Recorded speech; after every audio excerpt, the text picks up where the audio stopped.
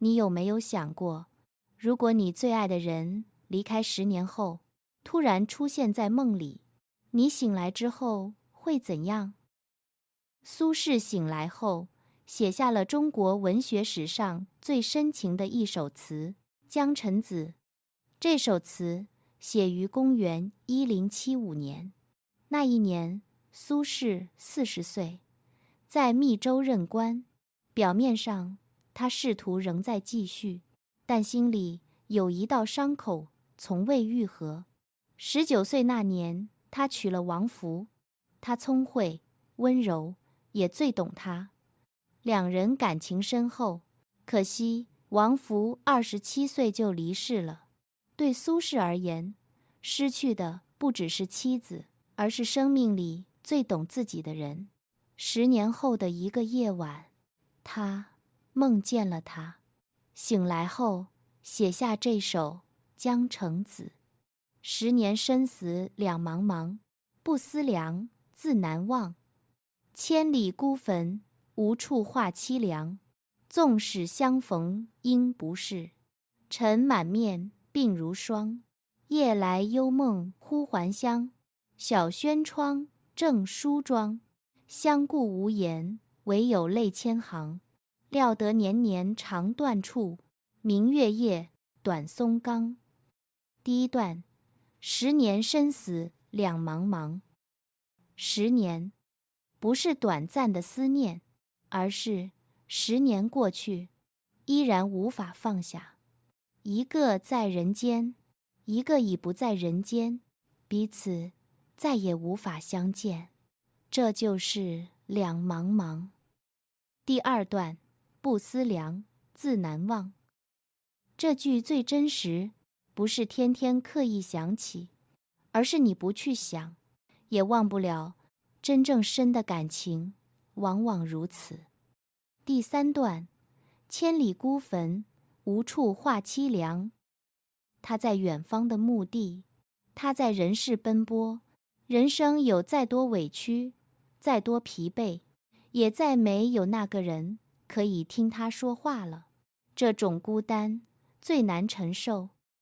第四段，纵使相逢应不识，尘满面，鬓如霜。即使今天真的再相逢，那个曾经最熟悉、最相爱的人，如今可能也认不出我了。不是因为情变了，而是这10年里，我经历了太多，风霜落在脸上，岁月染白了鬓角。那些奔波、失意、孤独与沉默，早已把当年的模样慢慢改写。最深的痛是，你还爱着他，却已不是他记忆中的那个人。第五段，夜来幽梦忽还乡，小轩窗，正梳妆。